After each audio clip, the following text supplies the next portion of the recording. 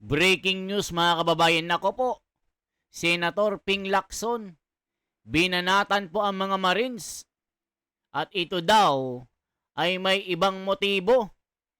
Tila iba ang sinasabi ng mga Marines at ito ay itinaon pa sa panahon ng celebration ng People Power. Bakit hindi daw kahapon ginawa ito? Tila may ibang motibo nga daw. Tila nag-aabogado na naman si Ping Lacson. Mga kababayan ko, pagsasalita ng ex-Marines kaugnay ng flood control scandal, tinawag na destabilization move. Grabe naman si Ping Lacson. Ito na naman tayo mga kababayan. Diba sinasabi niya palagi, susundin natin. Susundan natin ang tamang daan. Titingnan natin ang mga ebidensya. Pero ngayon pa lang mga kababayan, tila pinuputol niya na ang daan. Grabe ito mga kababayan ko. Ito ang Blue Ribbon Committee na mag-iimbestiga. Kasi nga si Tito Soto, Erwin Tulfo, Loren Legarda, Bong Revilla, Chis Escudero at iba pang mga senador na sinalaysay ng mga 18 na Marines, mga kababayan, na ayon sa kanilang salaysay ay nag-deliver ng mali-maletang bag na naglalaman ng mga basura na pera. Lalong-lalo na kay Tito Soto sa opisina niya sa Baclaran. At ito pa nga mga kababayan na sumasabog na viral ngayon, yung pagsakay ng eroplano or itong chopper na ayon sa mga salaysay ng mga Marines, nakita itong dalawa na sakay-sakay, na karga-karga ang mga maletang basura.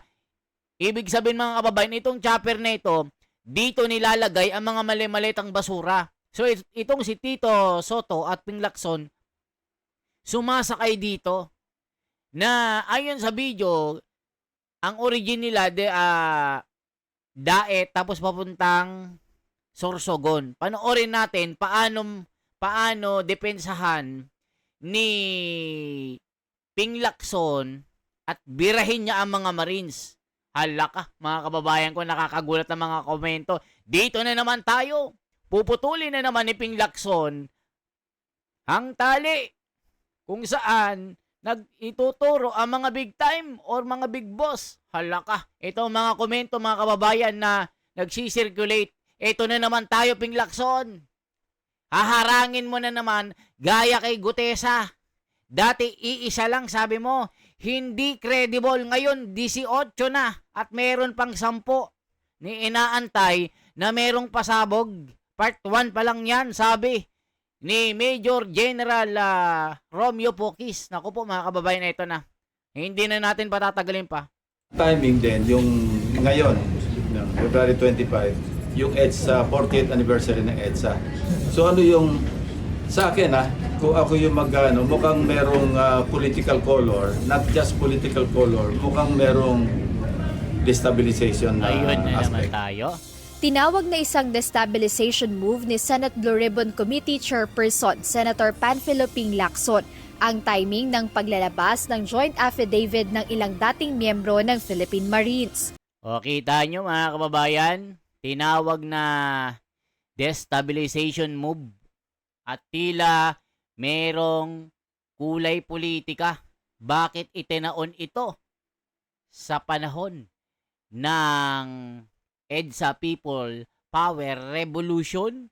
Bakit hindi kahapon ginawa ito? Ibig sabihin, kung ako lang yung sarili kong opinyon at kuro-kuro, ito ay merong sariling kulay, may politika, may motibong iba. Kung ako lang opinyon ko ito Kaya nababanatan itong si Ping Lacson. Tila dinidiscourage na sinasabi na Walang credible na naman. Dapat sabihin mo, Ping Lacson, sige, magpapaimbestiga ako sa Blue Ribbon Committee. Sisimulan natin. At kung may matatag, matibay na ebidensya, sige, igo natin. Ipakulong natin. Pero iba mga kababayan tila sinasaroduhan niya na ng pintuan ang mga kababayan natin na gustong makaalam or malaman ang katotohanan dahil hindi lang 1,000 ang pinag-uusapan. 805 billion. At dito pa mga kababayan sasabihin niya, dedepensahan na naman or tila nag-aabogado na naman si Ping Lacson dito na hinaharang na naman niya ang mga banat ng mga Marines na nag-uugnay sa mga personalidad na nasasangkot sa isyong ito. Congressman, Senador, sila De Lima, Pastor Abante, sila Franz Castro, marami mga kababayan. Sila Erwin Tulfo, Tito Soto. Sinasabi na naman niya, ay wala yan, politika yan. Iba yung motibo. Kasi dapat kahapon kung walang motibo yan. Ito na naman tayo. Pampilo Lacson, sabi ng kababayan natin. Tila, gagawin mo na naman ang ginawa mo kay Gutesa. Kung ano-ano na naman ang sasabihin mo. Tila, abogado ka, nagfi-feeling ka. Hindi ka naman abogado.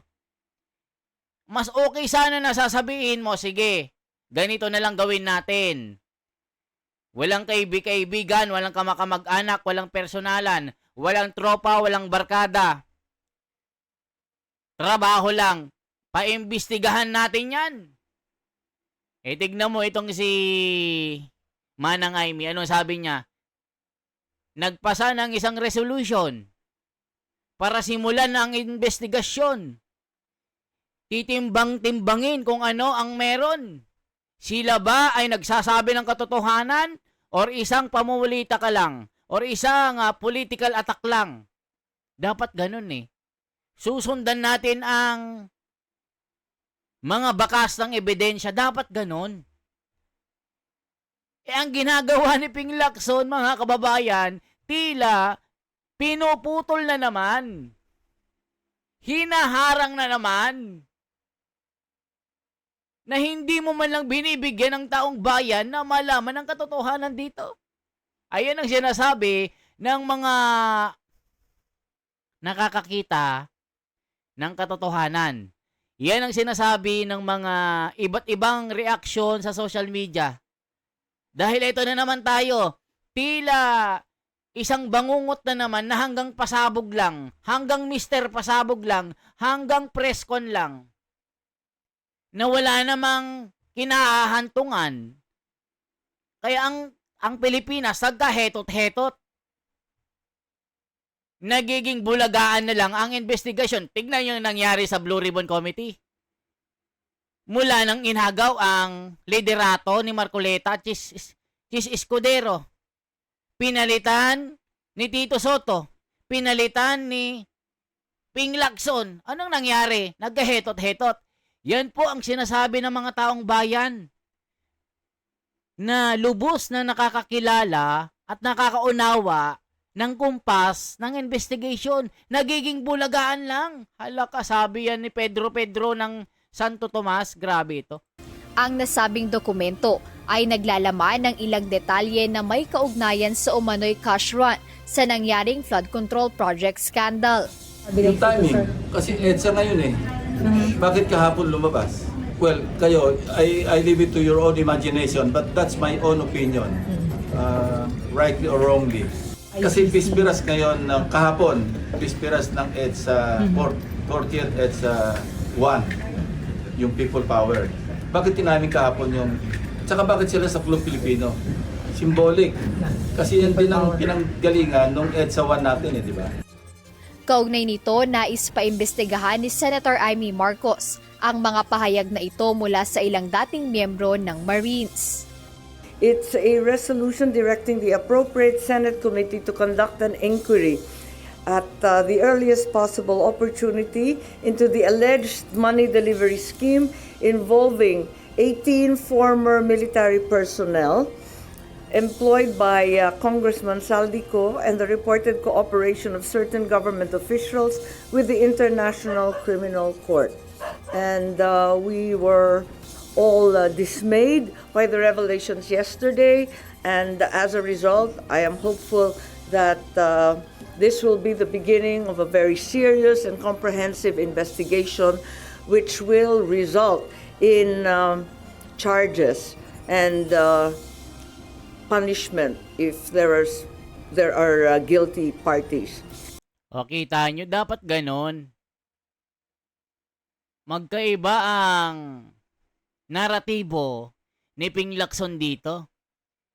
Samantalang itong grupo ni Senador Marcoleta at ni Manang Aimee paiimbestigahan na hindi lamang hahantong sa pasabog, hindi lang hahantong sa political attack. Kung meron mang totoong nangyari, kung nagsasabi ba sila ng totoo or hindi, o mga planted lang, dapat ganun. Hindi sasabihin mo, ay political lang yan. May political color yan. Bakit nila ginawa ngayon yan? Anniversary ng people power. Ay, may kulay yan. Kung ako lang, Ano ba naman, Ping Lacson? Yan ang sinasabi ng taong bayan dito eh. Kailan ka gagawa ng tama, Ping Lacson? Yan ang sabi ng mga tao. Tignan yung mga komento. Sumasabog ang comment section natin. 20,000 ang nanonood. Grabe mga kababayan. May mga ebidensya na. May video na. Na sumakay sa aeroplano or chopper itong dalawang ito. Ba't hindi imbestigahan ito? Ayan, magpapa-imbestiga si Manang Aimee. Bakit nandun yung dalawa? Ito yung chopper na pinagsasakyan nila ng mga mali-malitang mga bag ng pera. Naku po, mga kababayan ko. Dagdag ng senadora na dapat maprotektahan ang gaya nilang mga individual na nais maglabas ng katotohanan, ngunit natatakot para sa kanilang seguridad. Kaugnay nito, sinabi ni Senator Lacson na nabasa na niya ang nasabing affidavit at mayroon aniyang maituturing na credible information. Ngunit mayroon ding ilang questionable sa mga isiniwalat na impormasyon ng mga ito. Number one, sinabi lang 805 billion yung napunta, yung pinamahagi o napunta kay Congressman Saldico. Well, from 2023 to 2025, ang total amount ng flood control projects, 1.13 trillion. So kung ang napunta kay Congressman Saldico allegedly 805, that's at least 70% of the total appropriations for the same period sa flood control projects. So puro ghost na yung nandun. Saan manggagaling yung napunta kay Bernardo? Saan ang napunta kay Alcantara? So sobra yung computation. Sobra computation. That's my first observation. Dahil dito, kinakailangan muna itong sumailalim sa pag-aaral at pagsusuri. O, kita nyo mga kababayan, maaari daw credible, maaaring hindi kasi sobra-sobrang computation. Ba't ganun? Ba't para bang hinaharang mo na agad ang mga sinasabi ng mga Marines na ito? Para bang sinasabi mo, hindi sapat. Ganun na naman tayo eh. Ganun din kay Gutesa eh. Sinasabi mo, fraudulent. Yung pirma, dinaya. Ganun na naman. Grabe na naman. Yan na naman tayo, Ping Lacson. Kaya ka nabubulaga ng taong bayan. O ito mga sinasabi ng, tignan nyo ha. Sabi ni Edward Calma, 9783, iba ka talaga, Idol Pingping. Ang talino mo. Nag-aabogado ka na naman. Inaabsuelto mo na naman. Hindi ka pa nag-iimbestiga. Grabe. Last term na daw ni Pinky. Need na niya mag-imbak ng maleta. Hala ka. Sabi ni Tribal Mendoza, Kailan ba yung timing palalason? Hala ka. Kailan ba ang... Kasi sabi niya timing daw eh. Kailan kahapon daw? Dapat. Bakit ngayon daw? Baka pwede imbestigahan. May mga ebidensya naman at malaking pera ng bayan ang involved. Eh bakit hinaharang mo agad? Ito nagmumura. ArcNet at ArtNet work crimes. Ito oh. Kinang na. Kinang na. Ito, kinang na. Ito, hindi ko na lang babasahin na nagmumura siya. Iba talaga si Ping Lacson. Lahat na lang ng patunay ng mga direktiba papunta sa mga mastermind, founders of corruption, group of administration, ngagba, disgrade mo na ang mga basihan ng mga laman at mga ebidensya. Todo takip ka na. Todo protekta ka. Malamang syempre isa ka sa nakatanggap ng mali-malitang pera. Pinaghati-hatian ninyong mga ulupong kayo. Bayad kasi, todo protekta ka. Grabe mga komento. Nasaan na mga anak na? Nako po. Sen Lacson, paano na ang trilyon na wala kailangan timing pala? Sen Lacson, o tignan nyo mga kababayan. Si Laudi Panhay. Dati sa notaryo nyo, dinali si Gutesa. Ngayon naman sa timing. Grabe ka, Ping Lacson. Namo, timing palibasa, sabit pangalan mo. Grabe, Jason. Kahit di yan, timing Pinky, magdahilan pa rin kayo. Halaka. Next episode, baka dos Marines itpadampot. Inciting to sedition, destabilization daw, sabi ni Pinky. Nako po. Bago formal na mapag-usapan sa Senado. Pagkatapos ng verification at evaluation sa nasabing dokumento, maaaring anyayahan sa Senado ang ilan sa mga dumalo sa press conference kahapon. Ang sinasabi ko, we will evaluate yung dalawang sinasabi ko, the source of the information, which in this case are the 18 Marine personnel. The second is the reliability or credibility of the information itself, meaning yung contents ng affidavit. Which I have already told you, meron na ako nakita dalawang agad na dapat i-explain. 805 billion, that's at least, I think, 71% of the entire appropriations during the same period. Medyo mathematically possible kasi meron pang nakuha si na Bernardo, meron pang nakuha si na Alcantara. Ano yung pinasugal ni na Alcantara? We're talking of the same period, ha? Yeah. Tapos ba't binigyan nila ng 5 large maleta si SP Soto? Para naman kay Senate President Vicente Tito Soto III, hindi na niya papatulan ang nasabing issue. I will not dignify a tall story allegation. Ang nakakatawa ron, baka hanapin sa akin ng kasawa ko yung 5 maleta. O mga kababayan, dapat patulan mo. Ipakita mo na malinis ang pangalan mo. Ano, babaliwalain mo? Pero hindi nyo iimbestigahan. Eh, itong si Ping Lacson nag-aabogado agad kay Tito Soto. Na tila timing daw. Bakit gayon?